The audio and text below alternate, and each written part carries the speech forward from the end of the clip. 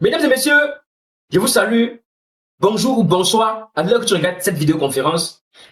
Comprends aussi qu'à l'heure où je te parle aussi, une attaque iranienne vient de dévaster Dubaï. Bahreïn est sous le choc. Ce type de titre circule régulièrement. Il est viral. Il fait peur. Mais il y a un problème. Aucune source fiable ne confirme un tel événement. Pourquoi? Et pourtant, ce scénario paraît crédible. Alors, la vraie question n'est pas est-ce que c'est arrivé, mais pourquoi le monde est prêt à y croire? Et à quelle vitesse ça pourrait réellement arriver? Le Moyen-Orient n'est pas en paix depuis un certain moment. Il est en équilibre, un équilibre fragile, très fragile même. Construit sur des rivalités profondes, des intérêts économiques massifs et une présence militaire étrangère permanente. D'un côté, l'Iran, puissance régionale qui s'oppose ouvertement à l'influence américaine. De l'autre côté, les monarchies du Golfe, comme les Émirats arabes unis et Bahreïn.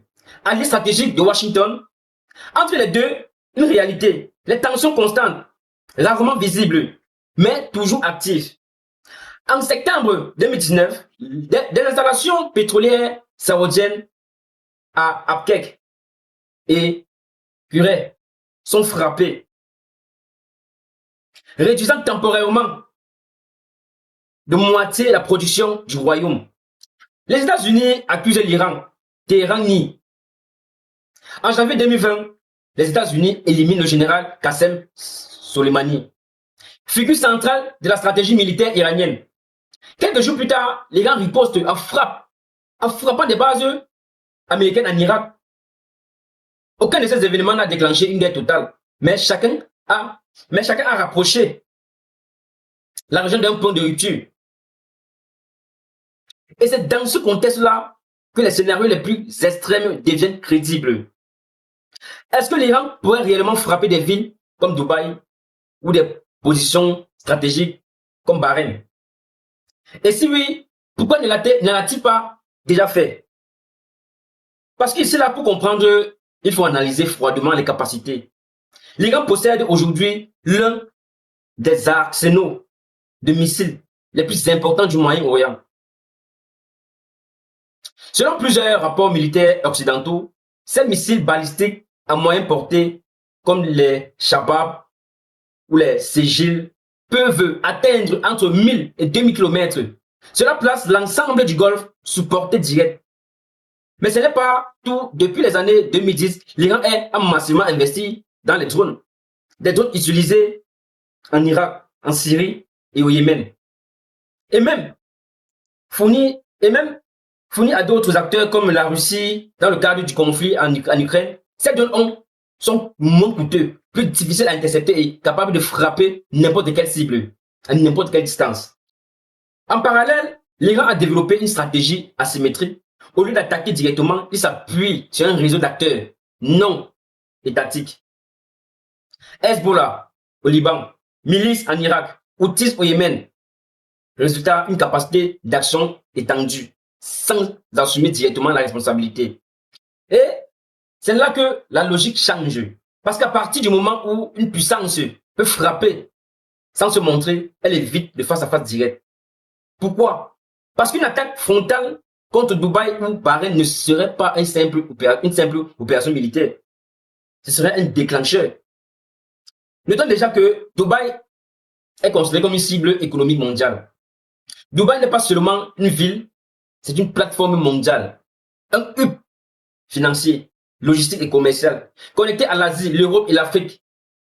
Le port de Jebel Ali est l'un des plus grands au monde. L'aéroport international de Dubaï est l'un des plus fréquentés. Une attaque sur Dubaï aurait des conséquences immédiates, aurait des flux commerciaux, fuite des capitaux, chute des marchés régionaux, mais surtout une perte de confiance globale. Les investisseurs ne fuient pas seulement une ville, ils fuient une région entière, et ça, l'Iran le sait parfaitement. Donc, la question devient plus précise. Est-ce que l'Iran aurait intérêt à provoquer un tel choc? Pour comprendre la stratégie iranienne, il faut regarder un point clé, le détroit d'Ormuz. Environ 20% du pétrole mondial transite par ce passage étroit entre l'Iran et Oman. L'Iran n'a pas besoin de frapper Dubaï pour créer une crise mondiale. Il suffit de menacer ou perturber ce détroit.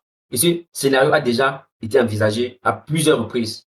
En 2019, plusieurs pétroliers sont attaqués dans la région. Les tensions montent immédiatement, les prix du pétrole réagissent, les marchés deviennent instables. C'est une démonstration simple. L'Iran dispose d'un levier économique global sans avoir besoin de frapper une capitale. Imagine maintenant une escalade, des navires bloqués, des assurances maritimes qui explosent, des routes commerciales paralysées. En quelques jours, l'impact serait mondial. L'inflation énergétique, ralentissement économique, tensions politiques. Ce n'est pas un scénario fictif, c'est un risque étudié par les grandes institutions économiques et militaires. Maintenant, notez ceci, Bahreïn est comme une ligne rouge militaire. Bahreïn est un cas encore plus sensible. Ce petit État abrite la 5e flotte américaine, responsable des opérations navales dans le Golfe. Une attaque directe contre Bahreïn serait interprétée comme une attaque contre les États-Unis. Et là, la logique change complètement. On ne parle plus de dissuasion, on parle de réponse militaire directe en plus. Et potentiellement d'un conflit ouvert entre une puissance régionale et la première armée du monde. C'est précisément ce que l'Iran cherche à éviter. Sa stratégie repose sur la pression, pas sur la confrontation frontale ou totale.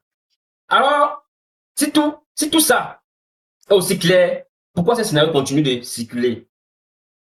Parce que entre information, perception et guerre psychologique, la guerre ne se joue plus uniquement sur le terrain militaire. Elle se joue aussi dans l'information. Une rumeur bien placée peut créer un impact réel. Elle peut influencer les marchés, provoquer des réactions politiques ou tester la réaction des populations. Et dans un environnement aussi tendu que le Moyen-Orient, la moindre information non vérifiée peut être amplifiée. Et plus le scénario est plausible, plus il se propage vite. C'est exactement le cas ici. L'Iran a les capacités, les tensions existent, donc l'histoire paraît crédible, même si elle est fausse. Et c'est là le point le plus important. Dans certains cas, ce n'est pas la réalité qui compte, c'est la perception de la réalité. Pourquoi l'équilibre tient encore?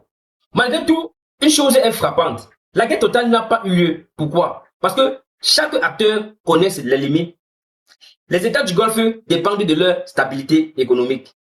L'Iran veut éviter une confrontation directe avec les États-Unis. Et Washington cherche à contenir sans déclencher une guerre majeure. Résultat, un équilibre instable, maintenu par la dissuasion, la peur des conséquences et des calculs constants.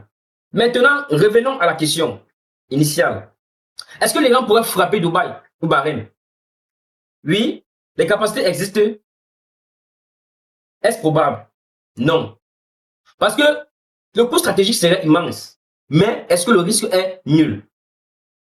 Absolument pas.